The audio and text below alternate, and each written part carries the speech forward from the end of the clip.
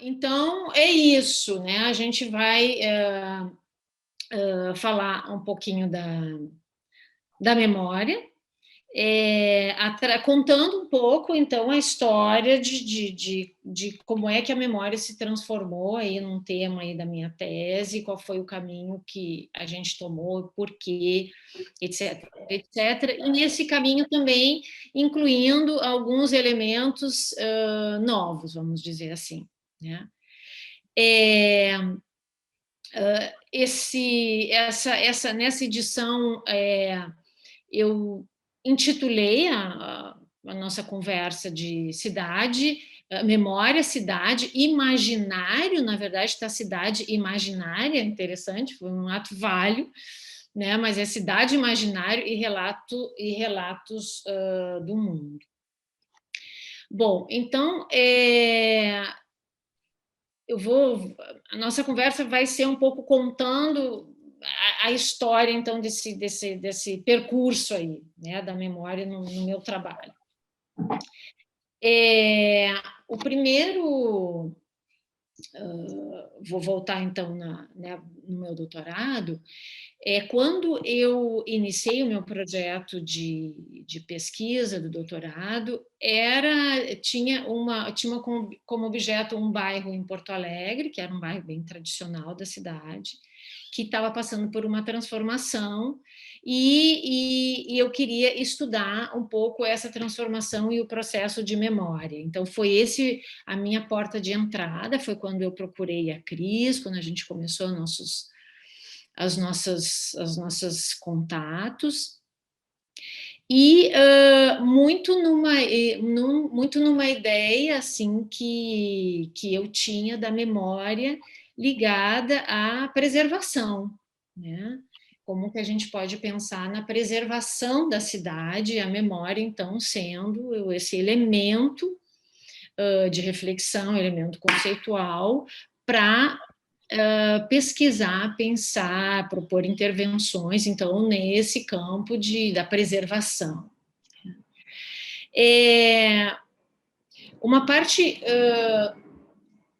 muito importante assim do meu percurso nessa pesquisa de memória no doutorado foi justamente quando eu entrei, né, e comecei a me dar conta, questionada pelas leituras, né, que eu ia fazendo e que eu tive contato no doutorado, sobre, afinal, né, o que é a memória na arquitetura. Me dando conta, então, que a memória, embora ela seja uma ideia, né, bastante corriqueira que se tem, bastante simples, né, eu fui então me dando conta que na verdade a memória ela era múltipla, né, dentro da arquitetura, ela era teorizada, definida nas mais diversas racionalidades aí do pensamento da arquitetura, e que, na verdade, quando se fala em memória em arquitetura, não é alguma coisa evidente, não é uma noção evidente, não são sentidos evidentes do que seja a memória. E esse exercício, certamente, aí vocês, né, já fizeram, acabaram de fazer, na medida em que a gente vai vendo a quantidade e a diversidade de autores, pensadores, ideias que abordam, né, dentro do campo da arquitetura, seja por arquitetos ou não, mas dentro do campo de reflexão da arquitetura, o tema da memória, e muitos desses que estão aí vocês deve ter sido aí debatido e escolhido por vocês. Então, esse foi um primeiro percurso, assim, que foi muito importante, foi muito desestabilizador para mim, que foi me dar conta de que, se ao chegar, né, eu tinha esse tema, assim, mais ou menos claro da memória, as coisas só foram se embaralhando muito, porque Havia muitas e existem muitas concepções diferentes do que é a memória, muitas maneiras de situar a memória dentro do campo teórico, crítico da arquitetura, inclusive concepções díspares, diferentes e, por vezes, até antagônicas. Então, esse foi um trabalho muito interessante que o doutorado me proporcionou, dessa reflexão, de me dar conta dessa complexidade, desse elemento, né? Esse elemento memória no campo da arquitetura. E um dos efeitos, eu acho que foi ter me deslocado um pouco do campo onde eu me situava, vamos dizer assim, um pouco mais à vontade, que era o campo da psicologia ambiental, e questionando até mesmo este lugar, né? Será que é do campo da psicologia ambiental, dentro de uma psicologia mais clássica da psicologia ambiental, que eu devo questionar, refletir, teorizar, pensar sobre memória no campo da arquitetura.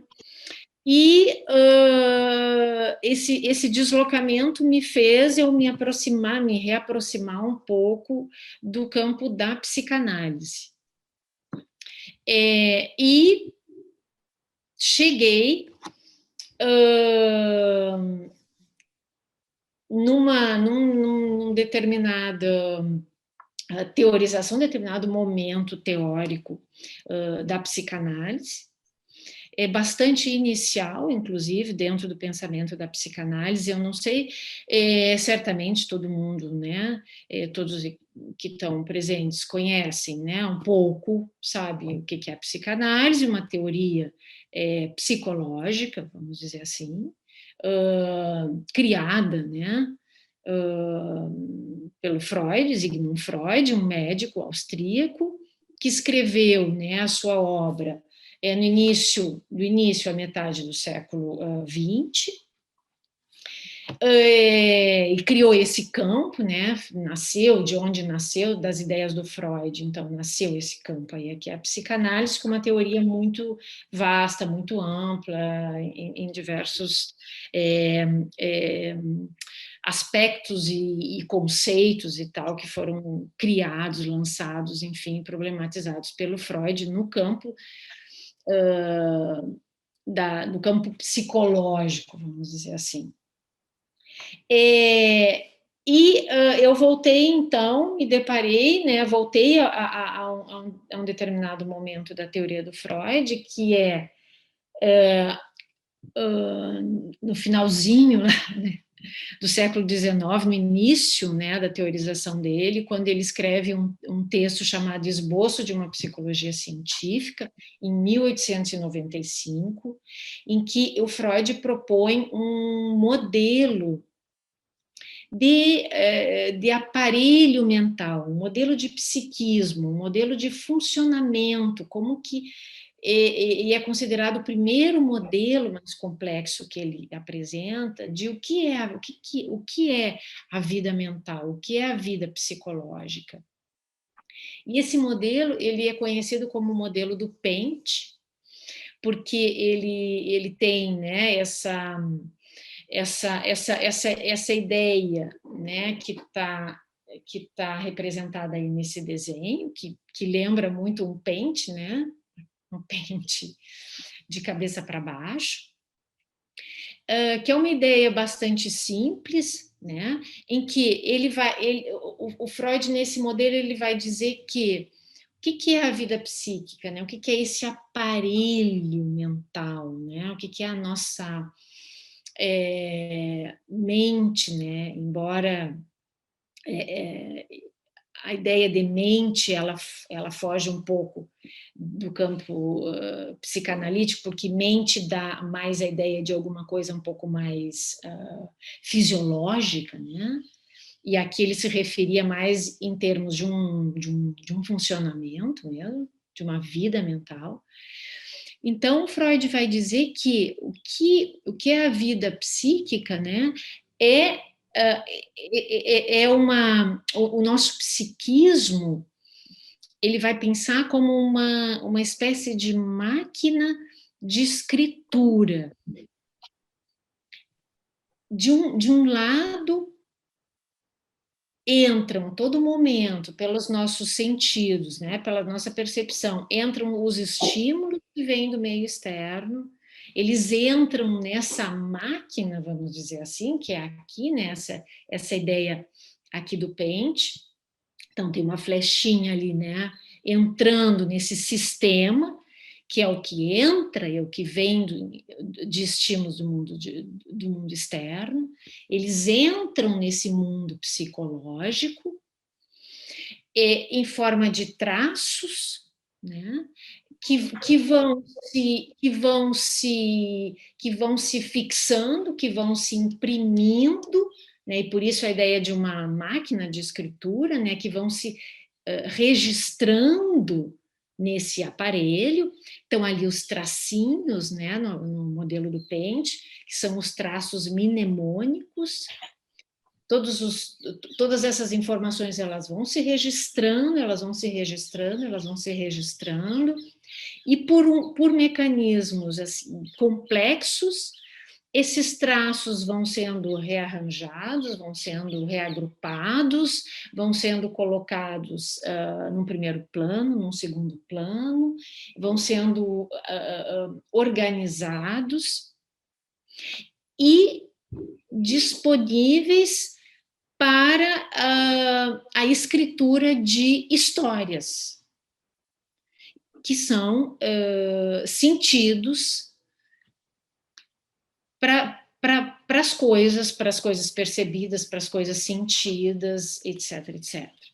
Então, o psiquismo seria uma máquina de montar arquivos mnemônicos. E essa ideia ela é interessante porque ela tem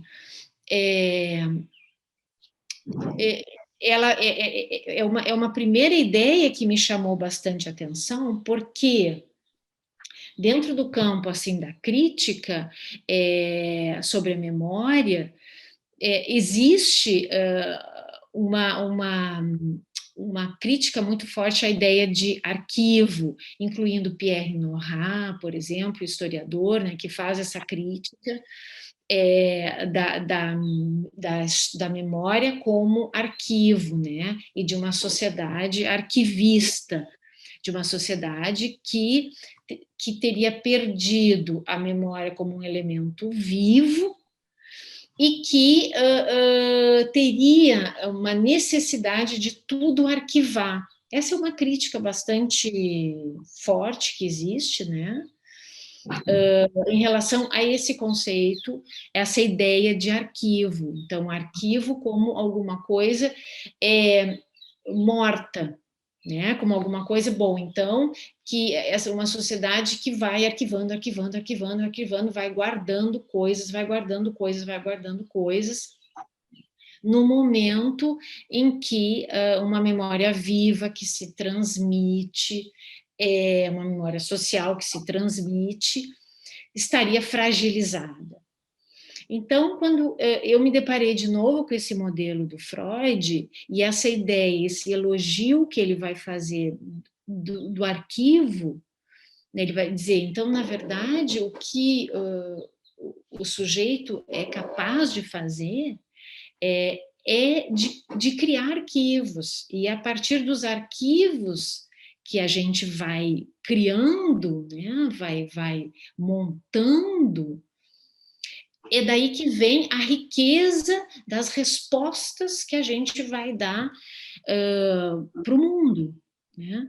Então, é um elogio a essa ideia de arquivo, mas de um arquivo, né, que é o que Freud vai dizer, de um arquivo que está sempre sendo reconstruindo, sendo reorganizado, sendo remontado.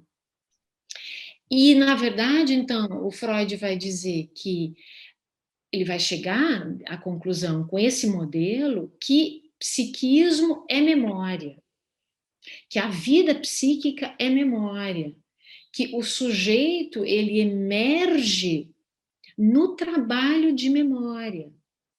É ali que começa, né, é ali que está o trabalho psíquico de dar significado para a vida, de criar significado para a vida, de criar sentidos, de criar histórias, né? Então, o Freud vai dizer a emergência da subjetividade, né? O sujeito ele emerge na medida em que ele cria as suas histórias, inventa as suas histórias, né? Isso é o psiquismo, isso é a vida psíquica, isso é a riqueza, né, e a capacidade humana, né, de inventar as suas histórias, de criar histórias e assim dar sentido para as coisas. E que isso significa dar realidade subjetiva para as coisas, né? E por isso que, então, é sempre uma realidade, a realidade ela nunca vai existir pura e simples, né? Ela sempre vai ser uma realidade construída a partir dessas histórias que o psiquismo é capaz de criar. Esse modelo, ele é um modelo que foi retomado, né, pelo principalmente pela psicanálise francesa, pós-estruturalista, incluindo a psicanálise de Derrida, a psicanálise de Deleuze e Guattari, que vão ver nesse modelo um elogio muito grande para a capacidade humana de invenção e para a ideia de memória como invenção. Esse modelo, então, ele é uma ruptura muito clara, vamos dizer assim, da ideia de memória como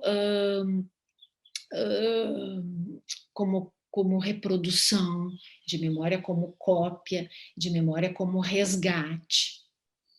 Claro que isso, né, não é nada muito revolucionário, mas se a gente for pensar, é muito corriqueira essa imagem e essa ideia, esse uso que se faz da memória, incluindo no campo da arquitetura, incluindo no campo do patrimônio, etc.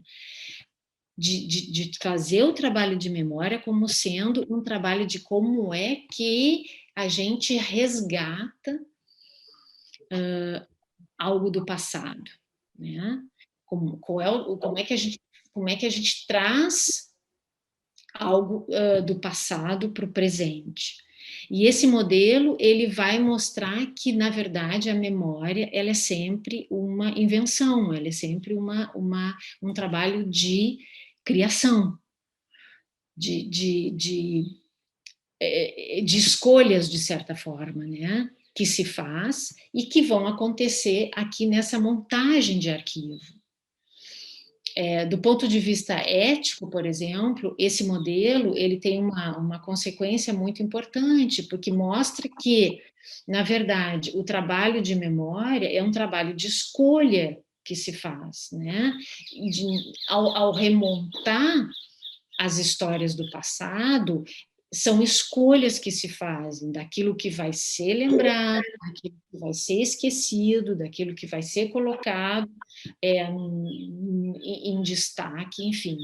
É sempre um trabalho, a construção de arquivos, ela nunca é neutra, né? Ela é sempre uma opção ética nesse sentido, né?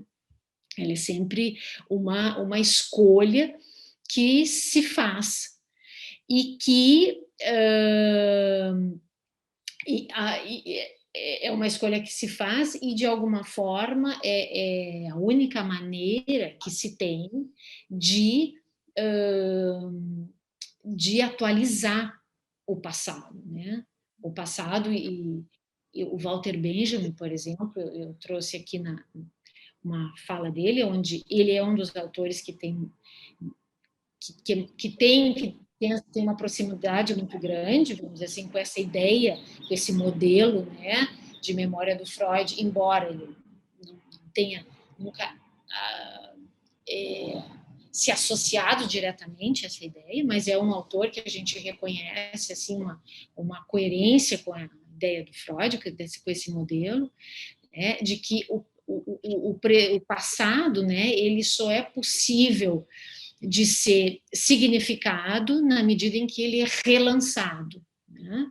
Ele é relançado no presente, e quando ele é relançado, ele é reconstruído. Então, não há outra possibilidade, né, de se compreender o passado, a não ser nesse trabalho de reconstrução que é preciso fazer, né? E que, já entrando um pouco no tema da narrativa, e que ele, né, o Benjamin, por exemplo, vai dizer muito claramente, é no trabalho da narratividade que a gente relança e ressignifica e compreende o passado.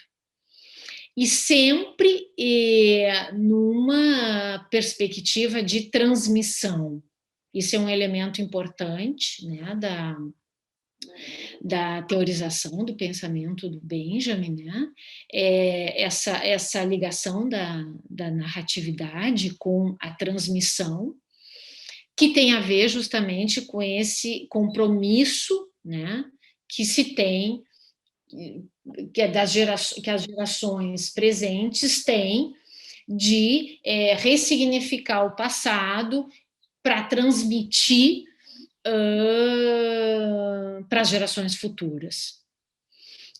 Esse trabalho de arquivo. Então, são autores, por exemplo, né, então, o Derrida, né, que ele vai fazer um elogio muito grande a essa ideia de arquivo, que ele vai retomar esse texto do Freud e vai retomar essa ideia de arquivo, mostrando o quanto ela é potente para se pensar principalmente no campo da ética, no campo do compromisso, da transmissão, né, desse compromisso que as gerações presentes têm de ressignificar o passado, no sentido de deixar as suas heranças, né?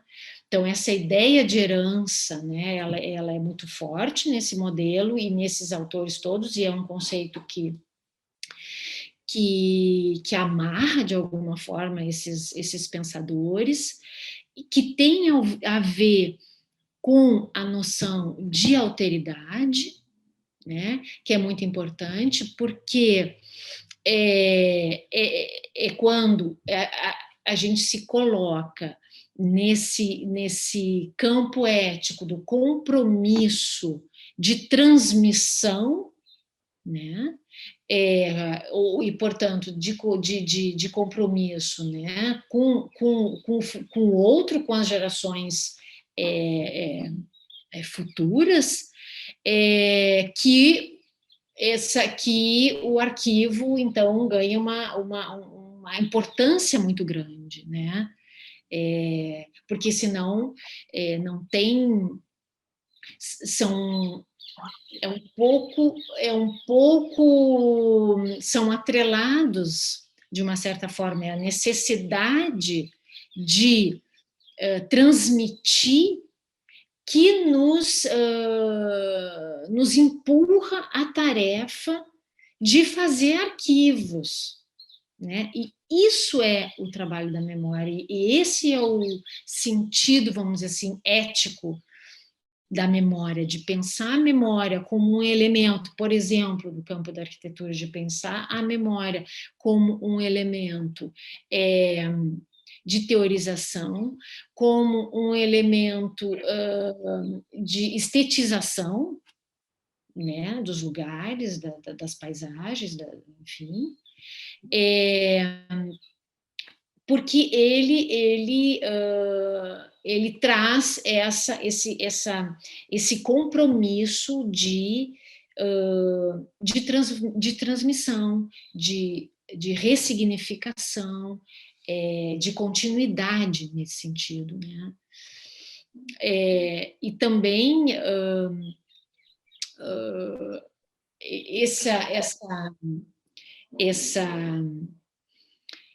esse compromisso de transmissão e de narratividade, né, que o Benjamin traz muito forte. Esse é um elemento muito importante aí dentro das reflexões da psicanálise e muito baseados nesse modelo do Freud, para fazer uma reflexão sobre a cultura contemporânea, a sociedade contemporânea, né? E toda o descomprometimento, vamos dizer assim, né, da cultura contemporânea com a transmissão, com a continuidade. E um dos autores que trabalha muito com essa ideia é o Millman, Charles Millman, que é um dos autores que eu acho que a gente colocou na bibliografia, não tenho certeza, nós discutimos, Ethel e eu, não sei se foi para a bibliografia, mas é um autor muito, que eu gosto muito, que ele nos lembra muito dessa importância do trabalho da memória nesse compromisso com com a transmissão, né? E que, de uma certa forma, isso estaria um pouco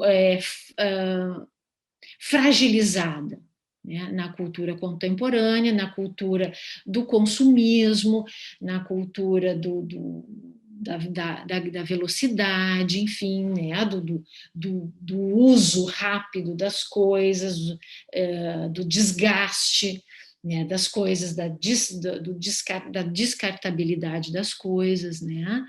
Então, e da destrutividade das coisas, né? Tudo se desfaz muito rápido, tudo se elimina muito rápido, tudo se substitui muito rápido, e que isso seria um efeito desse descomprometimento que as gerações presentes têm com as suas heranças, né? Com o que vamos deixar para as gerações futuras. Então, essa ideia da memória como construção de arquivo, ela foi uma ideia, foi a ideia central, assim, dentro da minha tese, que eu encontrei, assim, né, rebatimento em muitos teóricos, em muitos pensadores da arquitetura. Eu trouxe aí uma imagem, né, do Aldo Rossi, é um dos arquitetos que é possível a gente pensar nessa ideia, né, de arquivo e de memória como um elemento projetual mesmo, um elemento de reflexão dentro da arquitetura, né?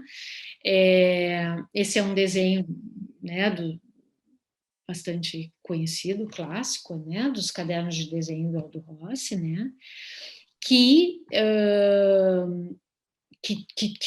tinha por método, né, de uma certa forma, ele era um arquivista, né, de recolher elementos, né, recolher elementos percebidos, elementos vistos, né, e esses elementos iam compondo, assim, um, um arquivo, são traços, né? Por exemplo, o bule de café, né? Um traço mnemônico de um bule, né? De um bule de café que está aí, que é um elemento da cultura, que está no dia a dia, é um traço mnemônico que é usado para montar e construir aí uma narratividade que é um elemento central na arquitetura dele para compor aí as formas e as tipologias arquitetônicas, mas muitos outros, né? Então, essa ideia da memória como arquivo e da memória, então, como invenção.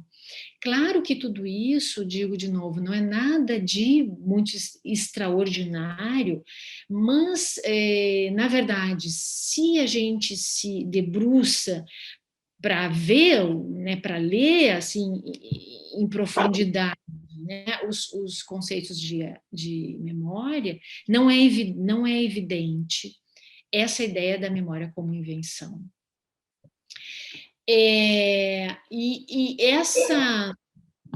Essa ideia da memória como invenção, ela é resgatada, né, como eu disse, ela, de uma certa forma, num determinado campo da psicanálise mesmo, ela é um pouco abandonada, esse modelo, mas ela é resgatada pela psicanálise francesa, né, principalmente, Deleuze, Guattari, Dejour, enfim, são psicanalistas ou pensadores do campo aí, psicológico, né, nem todos psicanalistas, alguns filósofos, que de alguma forma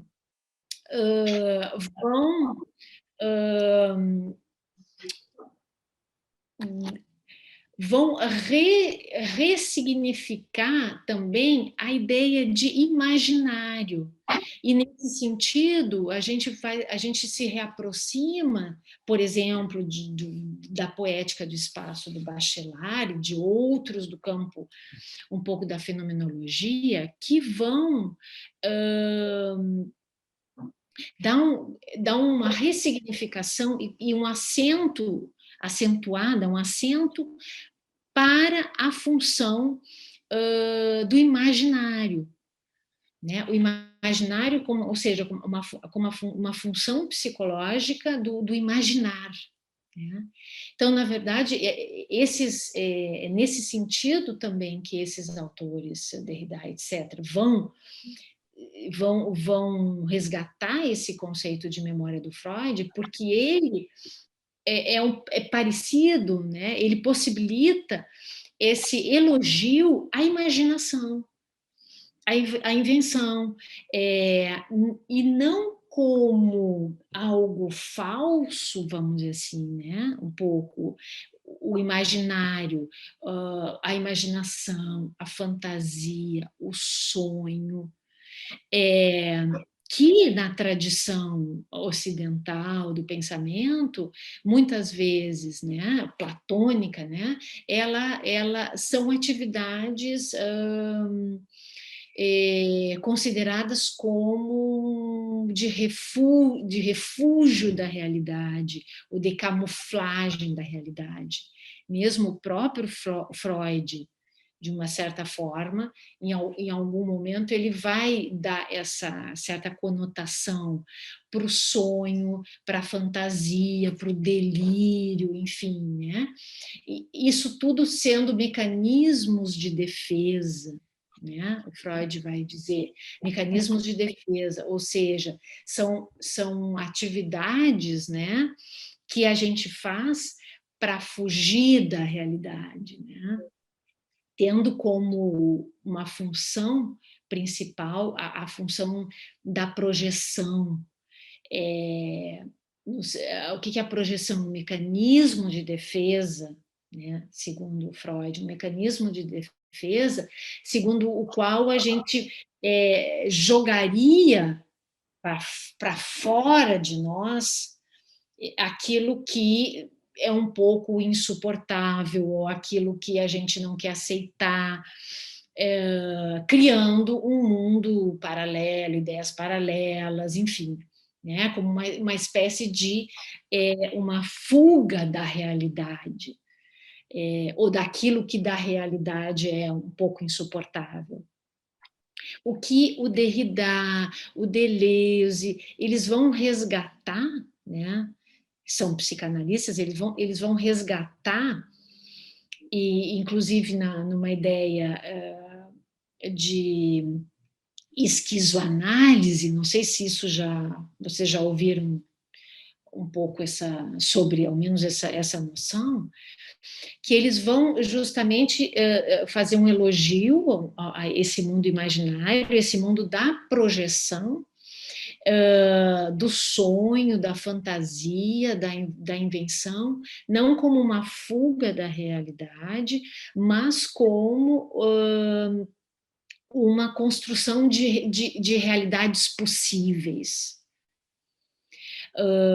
Então, ao contrário de ter, vamos dizer assim, uma conotação negativa, eles vão fazer um elogio e dar uma conotação positiva, no sentido de que ali que emerge a subjetividade.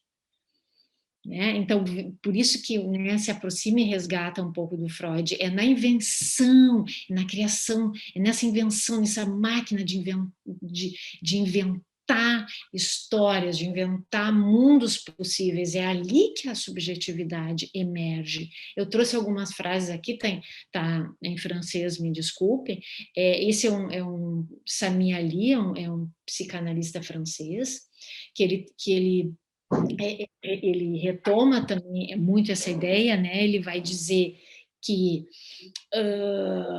o imaginário, ele identifica o imaginário com esse trabalho de projeção, com esse trabalho, de alguma forma, de inventar mundos possíveis, aonde lá você pode se projetar, né? Mas não como não como um não eu, esse mundo imaginário, esse mundo do sonho, não é um não eu, né? São outros eus possíveis e um mundo que eu projeto, que eu crio, um mundo no qual lá eu posso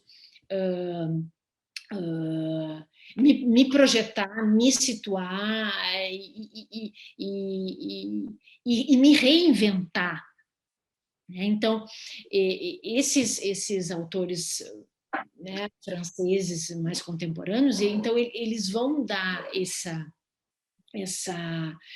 essa valorização, né, para o imaginário, para esse trabalho da imaginação, para esse trabalho do sonho, e inclusive é interessante esse Sami Ali, ele era bastante identificado com a teoria freudiana, ele vai fazer então essa crítica, né? Ele é egipciano, mas egipciano francês também, então ele fez toda a sua formação na França, trabalha na França, ele é professor na França, mas ele sempre trabalhou também, continuou trabalhando no Egito, e num determinar, em algumas partes da obra dele, ele diz, ele conta como ele se surpreende com a diferença, por exemplo, entre os egipcianos e os franceses em relação ao sonho. Ele começa a se questionar o que está acontecendo, que os franceses, eles pararam um pouco de sonhar, como se fosse normal, né? Então, eu tenho muitos pacientes franceses que dizem, não, eu não sonho mais, eu não tenho mais sonhos, enquanto que os pacientes deles, egipcianos, não, o sonho é um trabalho contínuo, né? Então ele começa a se perguntar o que está acontecendo, né? O que acontece quando as pessoas param de sonhar, o sonho, né? O trabalho onírico mesmo, né? o trabalho do sonho dormindo e do trabalho da fantasia, do imaginar realidades possíveis. Então ele começa a se perguntar o que está acontecendo que as pessoas pararam, né, de imaginar, de inventar, de fantasiar, de jogar, né? Enfim, de fazer esse trabalho que é o mesmo o trabalho da subjetividade. Então, e inclusive ele vai considerar isso, ele vai dar um nome de patologia do banal, patologia da adaptação. Então ele vai dizer que justamente quando a subjetividade ela se retira, né? Quando a gente começa a desistir de criar, de inventar novos significados, de inventar possíveis, lugares possíveis, né? Realidades possíveis, né? Então, o que sobra é o mundo das obrigações, é o mundo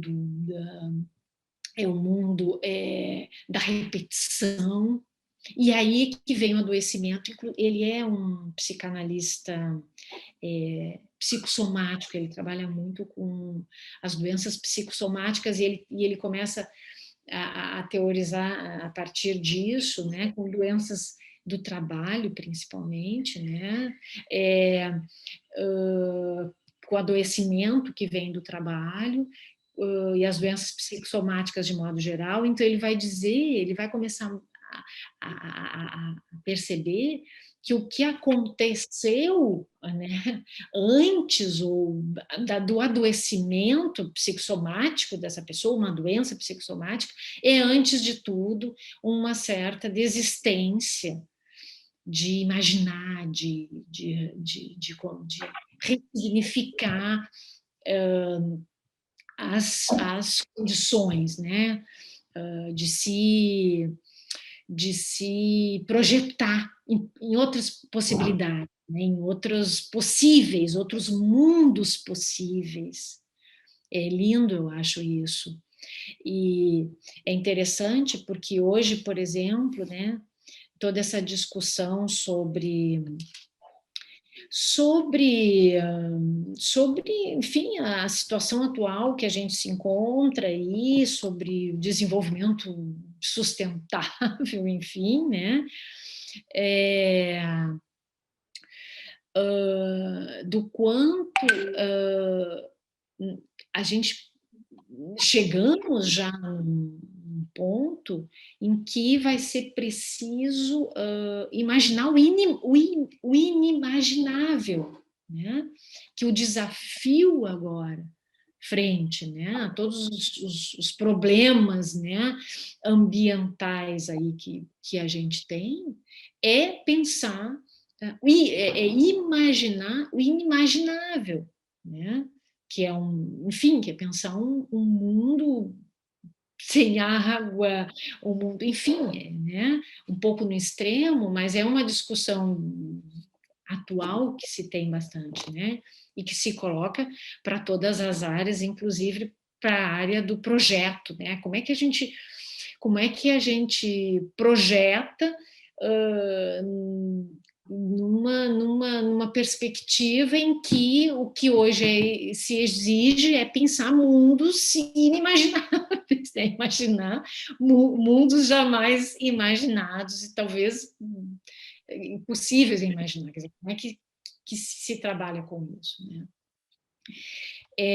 Então, esse modelo, essa ideia da memória como invenção, ela vai se encontrar, né, com essa perspectiva, né, de pensar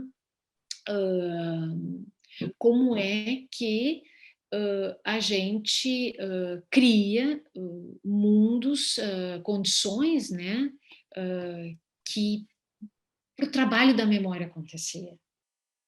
Isso é uma questão que foi fundamental no meu trabalho de tese e que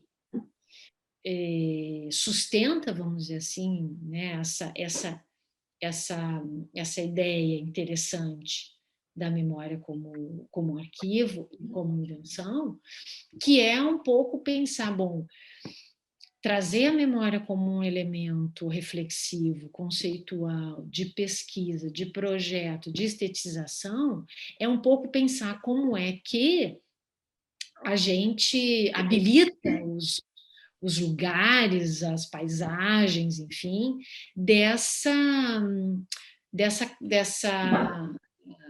dessa de memória. Né? Afinal, o que é colocar a memória nos lugares? O que é colocar a memória na cidade? O que é trazer a memória, enfim. Né? E a resposta é um pouco pensar como é que a gente possibilita o trabalho de memória. Como é que a gente habilita, né, vamos dizer assim, os lugares para que eles sejam lugares de memória, ou seja, para que ali a memória trabalhe, né, para que ali a gente seja empurrado a esse trabalho de ressignificação, que é, na verdade, o trabalho de renovação, de atualização, de ressignificação, enfim. E aí, bom, todos os conceitos que a gente pensa, né, ligados à memória, de, de, que, de alguma forma vai um pouco na contramão da ideia da preservação, né? Então, memória não é preservação, memória é atualização, né? Como é que, então, memória não é como é que a gente preserva as coisas, memória é como é que a gente dota as coisas da capacidade de provocarem o trabalho de memória, né? Como é que a gente, né? E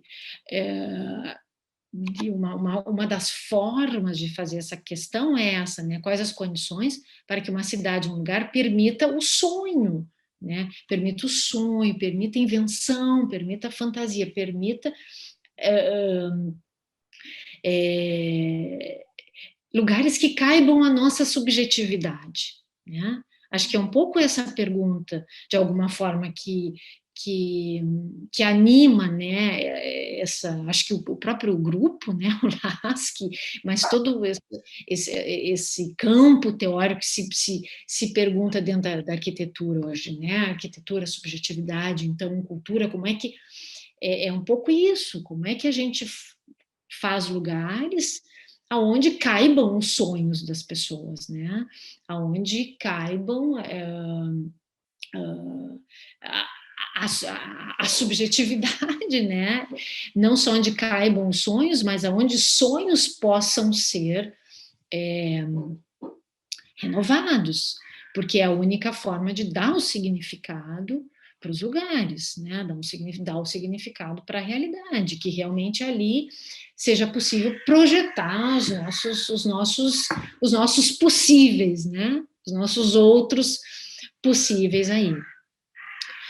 É, e então é a memória, né? De alguma forma, a gente pode, é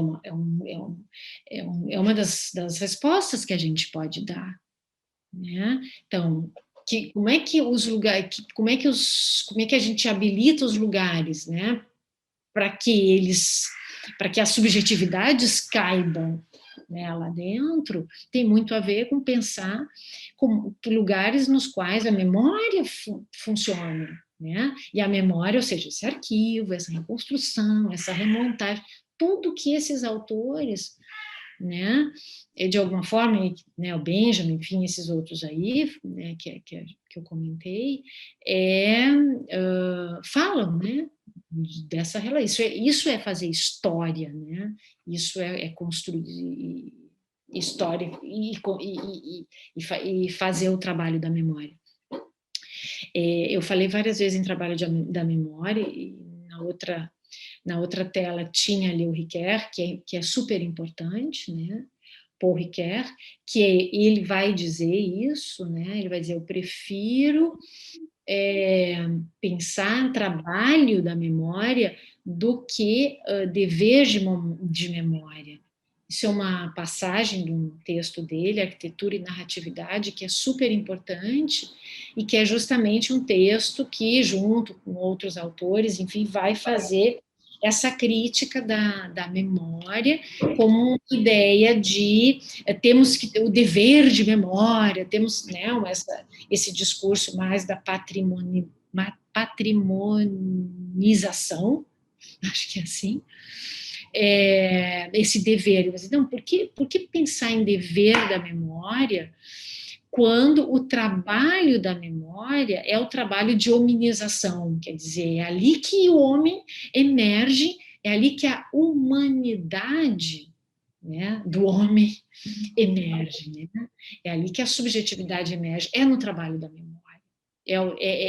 Esse, então é um trabalho, é um exercício e não um dever. Bom, requer, né? O requer. Mas, enfim, então, quais são, né, as condições aí para que uma cidade, um lugar, permita o sonho, permita a fantasia, permita o jogo, permita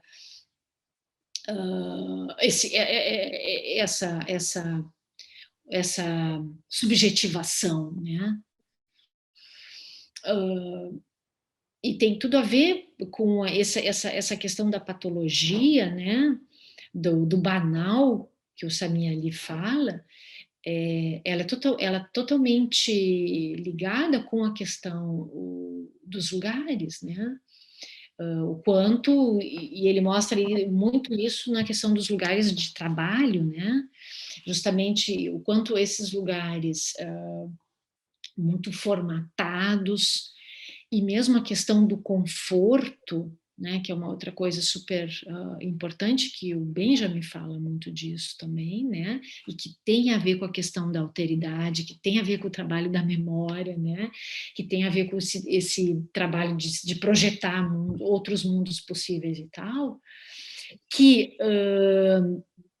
esse psicanalista ele vai dizer o quanto ele vai mostrar, principalmente em relação aos ambientes de trabalho, o quanto essa noção de conforto, de bem-estar, ela gera patologias, né? Isso é super interessante é, de adaptação, inclusive ele fala da patologia da adaptação, né? Porque todo esse esforço, né, tecnocrático, né, do conforto, da adaptação, do ajustamento, e essa ideia, né, de que dali que emerge o bem-estar, né, a saúde mental, enfim, a felicidade, o que seja, né?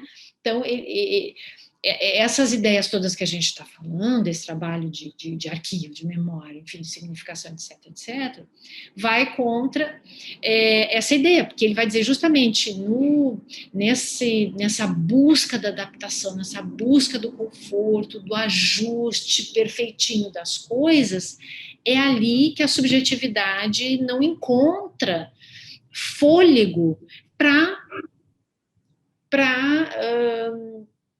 emergir, né?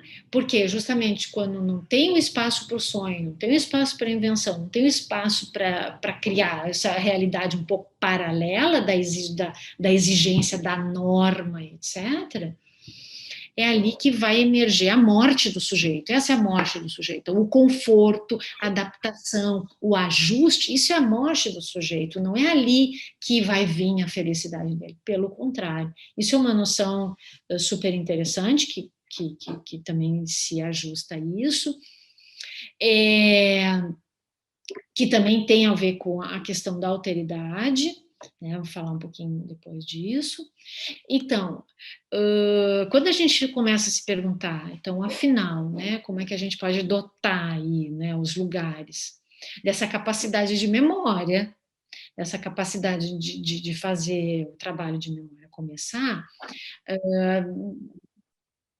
tem muitas pistas teóricas, reflexivas, enfim.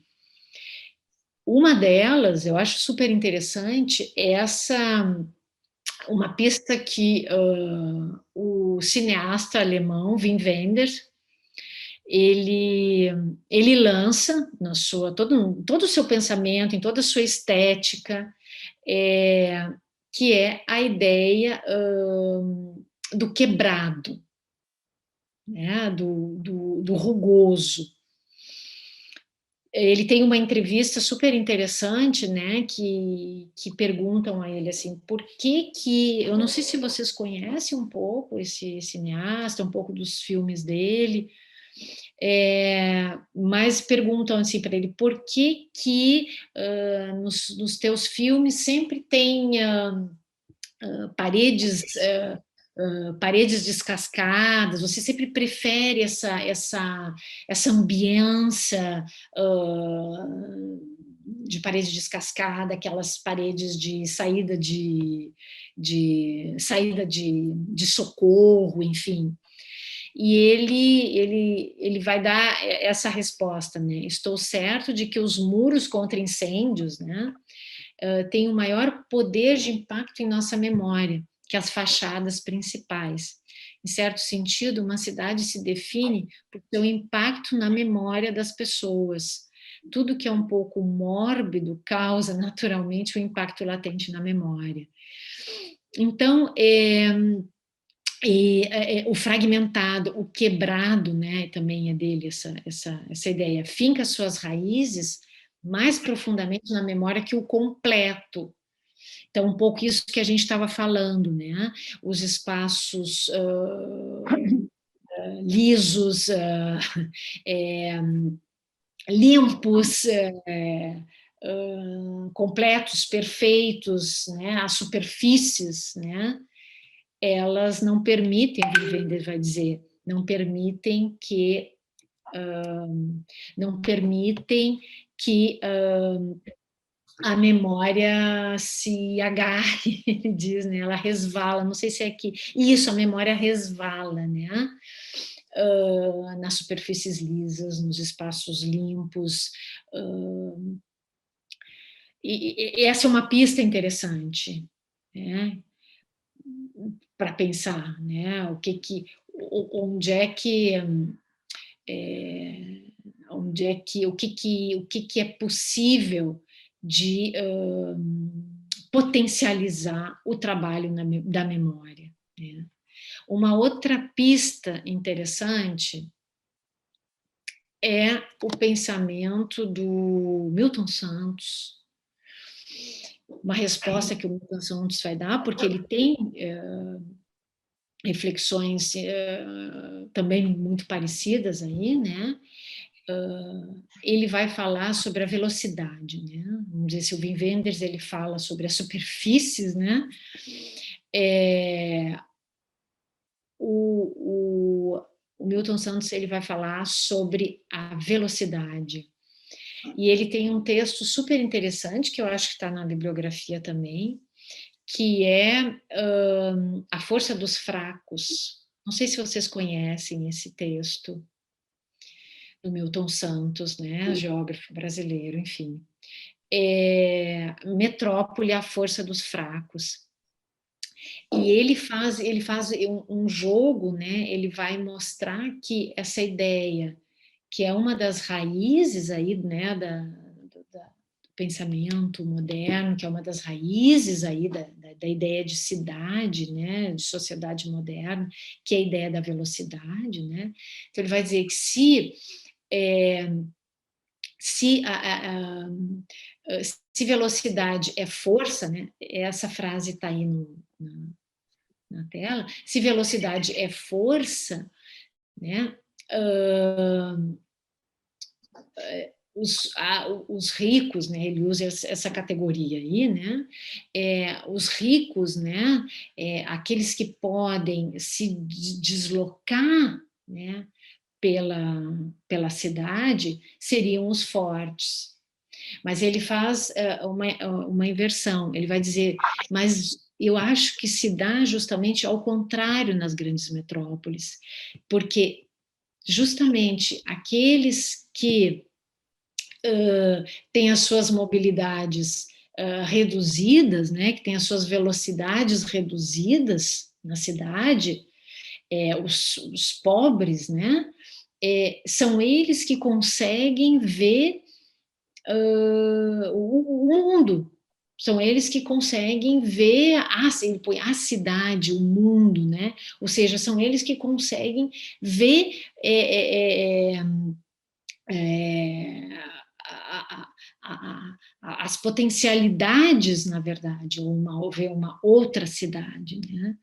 Então ele faz esse jogo, e de que, então, na verdade, talvez nas grandes metrópoles são aqueles que não têm as velocidades, né, ou que não têm a mobilidade tão grande na cidade, eles que são capazes de ver